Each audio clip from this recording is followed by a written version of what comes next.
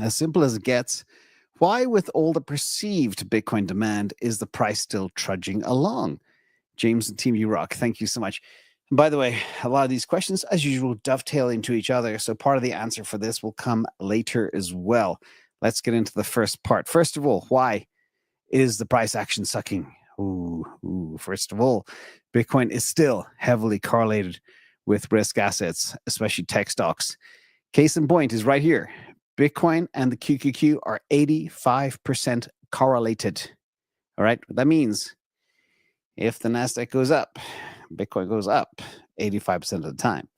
If the NASDAQ falls, Bitcoin falls 85% of the time. Okay, so that's one big part. And of course, we had a bit of a bumpy last couple of weeks with technology and people fearing the AI bubble is dying, etc. But anyway, we also have Fed policy and interest rates. The power that Jerome Powell has and what he would say last Friday is incredible. And we saw that with the rebound in the markets. Bitcoin shot up like $4,000 in an hour or so after he came out as being dovish, which means he says he's probably going to cut rates real soon. We also have the summer doldrums, August doldrums. August is always very quiet. By the way, I see it here in the YouTube views as well. Anybody who's here, thank you all for coming. But the views are like down 35 to 40% over normal because of the season.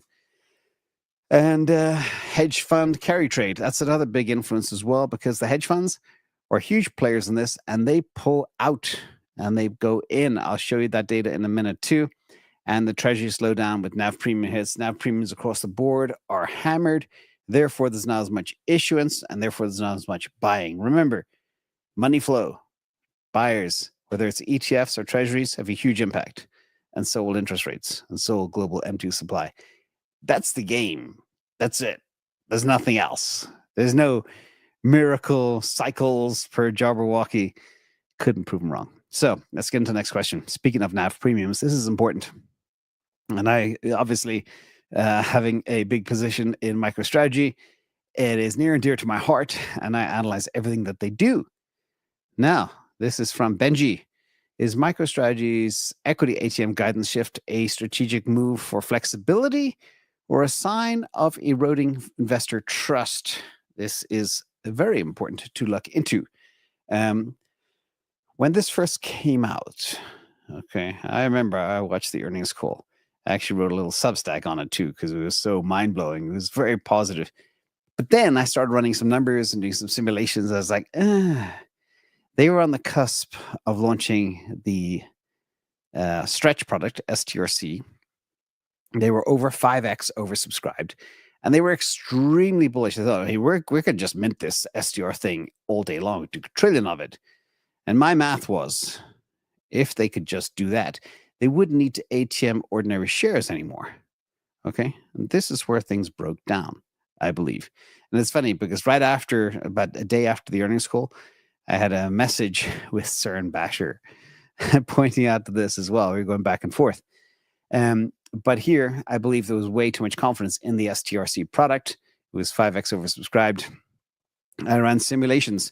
And for us to get to an NAV premium of 2.5, they would need to sell probably close to $1 trillion of STRC before the end of the year. And I didn't see that happening. I also modeled out the max NAV premium throughout the end of the year or throughout this bull run if it continues, and that would land at about maximum 2.13, not 2.5. So I very quickly realized it was a miscalculation. They weren't going to get to 2.5, and they do need to NAV or issue ordinary to stack Bitcoin faster. It's the easiest way. So there are more answers to this question, but that was a miscalculation. I don't think it's anything to do with investor trust. It's to do with bad timing, summer doldrums, and a miscalculation on the demand for STRC. Now, Michael Saylor did buy this week. I don't know how much he issued of STRC. I'm happy to be wrong if he sold 10 billion of it this week. Woohoo. And he bought cheap too. Good time to buy Bitcoin because Bitcoin did fall as low as 112, 113K.